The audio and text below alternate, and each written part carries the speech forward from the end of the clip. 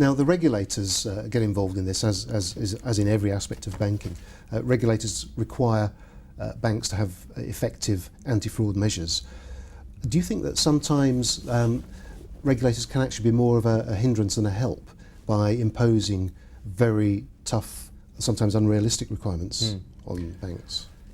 Yeah, I think we've seen obviously a new onslaught of new rules that are coming down, and I think that it becomes very challenging for organizations to react to.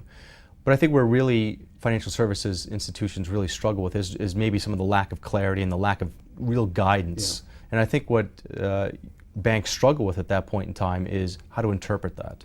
And it's left so wide open for interpretation that it becomes very difficult to understand, what do I have to build? Right, so it's not that banks are against regulations per se, it's that they want more clarity and certainty over what the regulations I think they'd like to see a little bit more prescription within those regulations on what they need to be doing.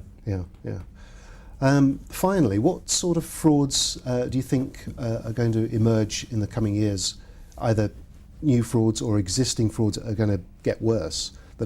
Which are the ones that are going to pose the biggest threat to banks? Yeah, I think we've talked about a couple of them already today. I think for us, we see employee fraud is becoming front and center.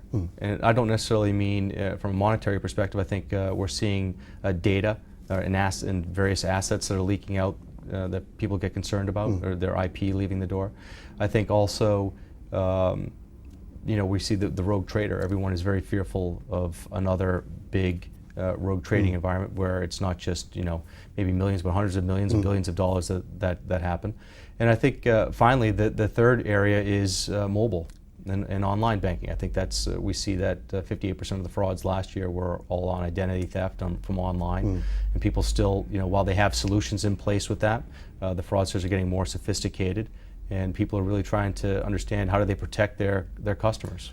Well, mobile banking fraud, that certainly is a theme that was a strong theme coming through from the events that we did with you in Hong Kong, New York and London. When I asked the guests that question, what are the biggest emerging fraud threats?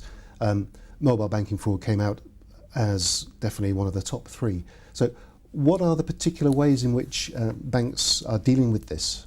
This new I think there's a couple of areas that we see focus in right now is registering your devices that you're going to be using, whether that's a cell phone, that's the iPad, laptop. We see that there's definitely people are requiring customers to register that device, so we understand who you are and what devices you normally use. And if you haven't been accessed before, then how do you provide challenge questions to understand that person is in fact coming from that new device, your customer.